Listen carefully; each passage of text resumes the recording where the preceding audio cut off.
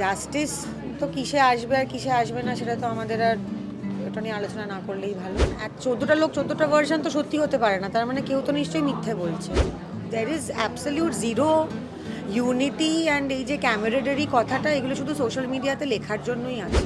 যদি মনে করতো যে লস, তাহলে তো ইন্ডাস্ট্রির ওকে আরও অনেক বেশি কাজ অফার করা উচিত ছিল। একজন অভিনেতা কখনোই তার ডিরেক্টর তাকে না বললে সে তো আর পাগল নয় যে সে নিজের থেকে হেঁটে সমুদ্রের মধ্যে চলে যাবে।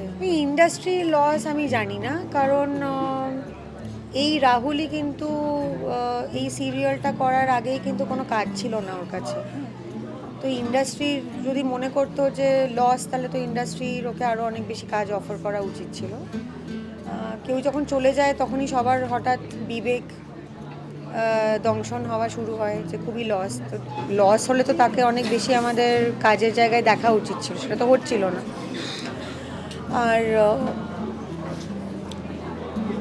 নিয়মগুলো আসল জায়গায় হওয়াটা অনেক বেশি জরুরি, রাদার দ্যান ফালতু নিয়ম।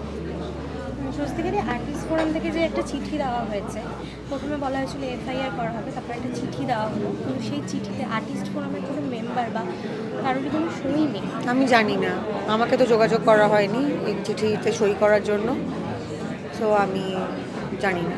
টেকনিশিয়ান থেকে একটা মোমবাতি মিছিলের কথা এখন বলা হচ্ছে, এই মোমবাতি মিছিল কি জাস্টিস এনে দিতে পারে? না, একটা মানুষের প্রতি শ্রদ্ধা জানানোর বিষয় হতে পারে।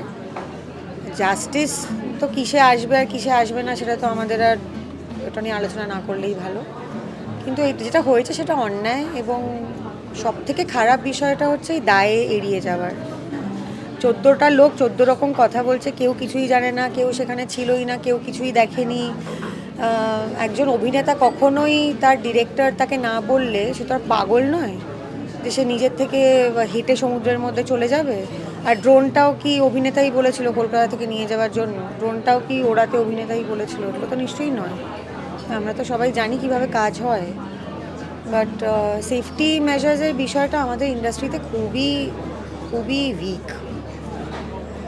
অর্ধেকের বেশি সময় কোনো সেফটি থাকেই না, থাকলেও সেগুলো এমনই সেফটি থাকে যে ওগুলো অ্যাকচুয়ালি কতটা মানুষের ক্ষতি হওয়া থেকে বাঁচাতে পারবে আমি জানি না। কোনোদিনও কোনো অ্যাম্বুলেন্স স্ট্যান্ড বাইতে আছে বা কোনো ডাক্তার স্ট্যান্ড বাইতে আছে। আমি অ্যাকচুয়ালি কোনোদিনও কোনো প্রোডাকশনের একটা ফার্স্ট এড কিট যে আমি চোখে দেখিনি। কলকাতা শহরে আমি আজ অবধি কোনো প্রোডাকশনের কাছে একটা ফার্স্ট এড কিট আমি দেখিনি। মানে একটা ক্যালপল লাগলেও প্রোডাকশনের ছেলেরা আনতে যায়, একটা মানে ডাইজিন লাগলেও তখন আনতে যাওয়া হয়। সো আই ডোন্ট নো যে বেসিক একটা মানুষের ব্যান্ডেড হোক বা জর্জারি হোক সেটা থাকে কি না। কারণ আমার যখন কিছু লেগেছে তখন প্রোডাকশনের কেউ গিয়ে সেটা কিনে নিয়ে এসছে। মানে হ্যাঁ, আমি বের করে দিচ্ছি, এরকম কোথাও থেকে বের করে আমি কোনোদিনও কাউকে দিতে দেখিনি। সো আমার মনে হয় that safety situation is very very weak or নেই। ওই কারুর একটা চরম ক্ষতি হলে তখন সবার ঘুম ভাঙে, যেটা এখন ভাঙছে, বা এরপর থেকে হয়তো মানুষে আরও অনেক বেশি সচেতন হয়ে যাবে, বা অ্যাকচুয়ালি নাও হতে পারে, কারণ ঘুমটা হয়তো ভেঙেছে। এবার সেটা ওই মানে ঘুম ভাঙার পর সেটা কতক্ষণ মানুষের জেগে থাকবে সেটা আমি জানি না, কারণ আমাদের তো কোনো রকম কোনো ইউনিটি নেই। রিক্সাওয়ালাদের, পাড়ার রিক্সাওয়ালাদেরও ইউনিয়নের একটা ইউনিটি আছে। তাদের একজনের কারোর সঙ্গে অন্যায় হলে বাকি লোকেরা চাক্কা বন্ধ করে রেখে দেয়। আমাদের এখানে আজকে যদি আমি বলি যে না আমি এইভাবে কাজ করব না, আমার জায়গায় এসে আরও 4 জন বলবে যে আমি কাজ করব। এইটা না হলে আমরা কেউ গোষ্ঠীবদ্ধ হয়ে যে বলবো যে না আমরা এরকম অমুকের সঙ্গে কাজ করব না, বা আমরা এটা না হলে কাজ করব না, এটা তো হবার নয়। এর আগেও নানান জায়গায় আমরা দেখেছি যে এগুলো হয় না। মানে কোনো একজন প্রডিউসার সে বারংবার টেকনিশিয়ানদের টাকা মারছে, সে আর্টিস্টদের টাকা মারছে, এই এত কাণ্ড লেখালেখি হলো, তারপরেই দেখলাম যে প্রথম সারি 2 জন গিয়ে তার সাথে কাজ করলো।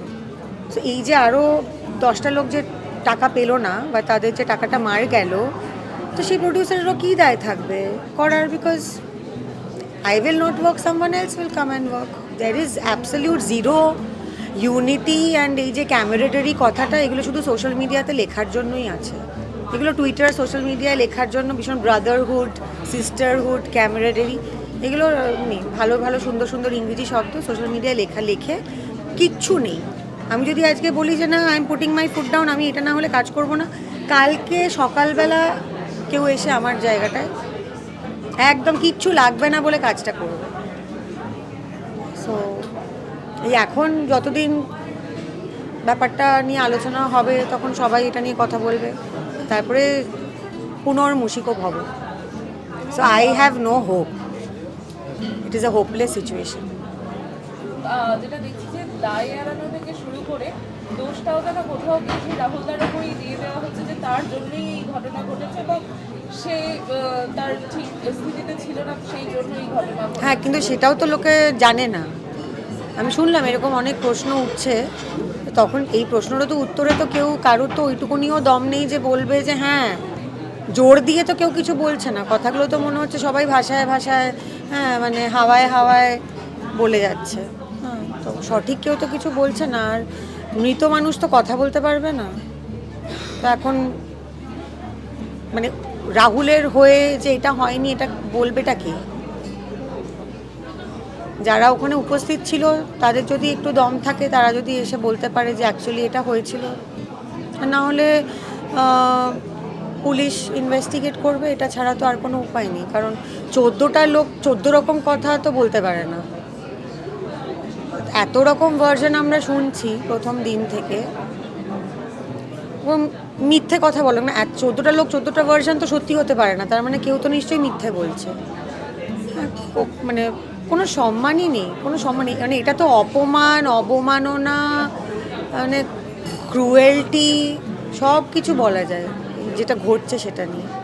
So it is extremely extremely unfortunate. আর আমি যে আমার পোস্টেও লিখেছিলাম যে যার গেল তার গেল, বাকি লোকেরা এটা নিয়ে কতদিন কথা বলবো, 1 মাস কথা বলবো, 2 মাস কথা বলবো, সবাই নিজের জীবনে ফেরত চলে যাবে।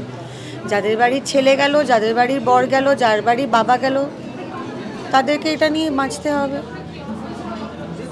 You have to take your own responsibility in this industry.